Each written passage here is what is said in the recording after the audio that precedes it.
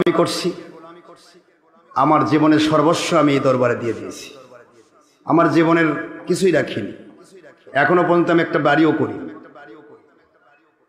হালাল রুজি কামাইয়ের পথ প্রসারের জন্য একটা গাড়ি, একটা ট্রাক ছিল, সেটাও বিক্রি করে দিয়েছি। কয়েকটা জমি কেনা ছিল অনেক আগে, প্রায় 20-30 বছর আগে বগুড়া শহরে, সেই জমিগুলোও বিক্রি করে দিয়েছি। আমার প্রত্যেকটা মাহফিল, যতগুলি মাহফিল আমি করি, প্রতিটা মাহফিলে, কোনো মাহফিলে 1 লাখ, কোনো মাহফিলে 50,000, কোনো মাহফিলে 60,000, কোনো মাহফিলে 20-30,000, নিকটতম হলে 20-30,000, অনেক টাকা মানুষ দেয়, হাদিয়া দেয় না চাইতেই। এই হাদিয়ার টাকাগুলি সবই আমি আল্লাহ রাস্তায় এই দরবারের নামে ব্যয় করে দিয়েছি। উদ্দেশ্য হলো মাদ্রাসা, মসজিদ, এতিমখানা, মাদ্রাসা, মসজিদ হবে, আমার দরবার হবে, আমার লাখ লাখ মুরিদ যাতায়াত করবে, আল্লাহকে ডাকবে। আমি এখানে মাজারে শুয়ে থাকবো, আমি তো সেখানে বসে হিস্সা পাবো। কি বলেন আপনারা? কি পাবো না বাবারা? মানুষ তো মরবেই, নাকি মরবে না? সবাই আমরা চলে যাব, কিন্তু যাওয়ার একটা স্মৃতি রক্ষা করে যাওয়া দরকার, যেটা দিয়ে আমরা কিয়ামত পর্যন্ত আল্লাহর সন্তুষ্টি কবরে বসে পাবো। ঠিক না বা ঠিক বলে? সেই প্রচেষ্টায় চলছে, সেই প্রচেষ্টায় এগিয়ে যাচ্ছি।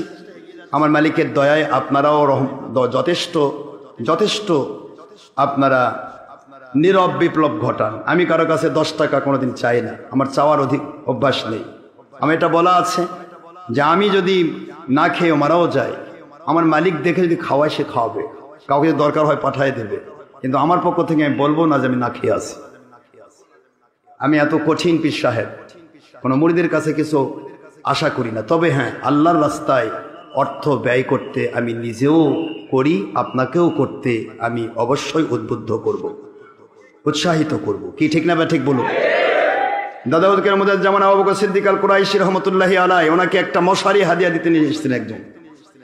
আল্লাহর ওলি বলেন, বাবা মশারিটা বাজারে বিক্রি করে দিয়ে এই টাকাটা আমার দরবারে দান করে দাও, মাদ্রাসার নামে দান করে দাও।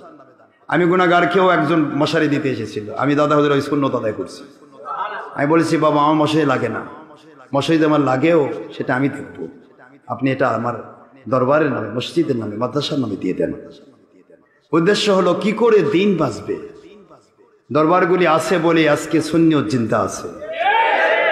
এই দরবারগুলি যদি না থাকতো তাহলে সুন্নিয়ত কবর দিয়ে দিত বাতিল ওয়াহাবি খারেজিরা।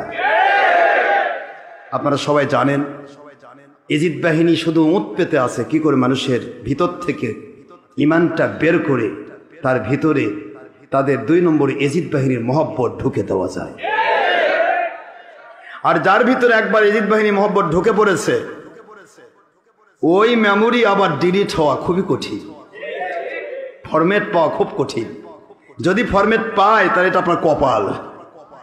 কথা কি বুঝতে পেরেছেন? কারণ একটা মেমোরির ভিতরে যদি হাজার হাজার গান থাকে, আপনি যদি তার মধ্যে ওয়াজ তুলবার চান, ঢুকবে আব্বা? বলেন না কেন ঢুকবে? 16 জিবি মেমোরি পুরাটাই তো গান দিয়ে ভরাইছে।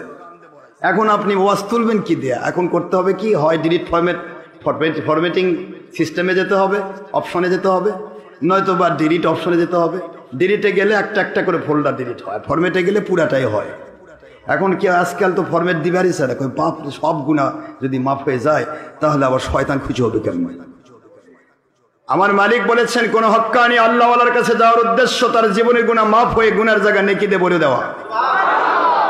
ইউবাদদিলুল্লাহু সাইয়্যাতিহিম হাসানাত। মুমিন মুত্তাকি আল্লাহওয়ালার কাছে গিয়ে যখন কেউ তওবা করে, নবীজি পাক সাল্লাল্লাহু আলাইহি ওয়াসাল্লাম ওনার কাছে গিয়ে যদি কেউ তওবা করে, হায়াতুন নবী আল্লাহর দিদারে মশগুল হওয়ার পরে উলিল আমর আল্লাহর ওলির কাছে কেউ তওবা করে, আল্লাহ পাক বলেন সূরাতুল ফুরকানের 70 নম্বর আয়াত শরীফে, ওর জিন্দেগির গুনাহ 100 বছরের গুনাহ মাফ করে গুনার জায়গা নেকি দিয়ে ভরে দিতে আমি আল্লাহর 1 সেকেন্ড চোখের পলক সময় লাগে না। জোরে বলুন সুবহানাল্লাহ। গুনাহ মাফের উদ্দেশ্যে ওলিদের দরবারে আসতে হয় না? ভুল বললাম? এক জামানা সোবতে আউলিয়া, এক জামানা সোবতে আউলিয়া, বেহতেরাজ সাদ সালে তো আত বেরিয়া।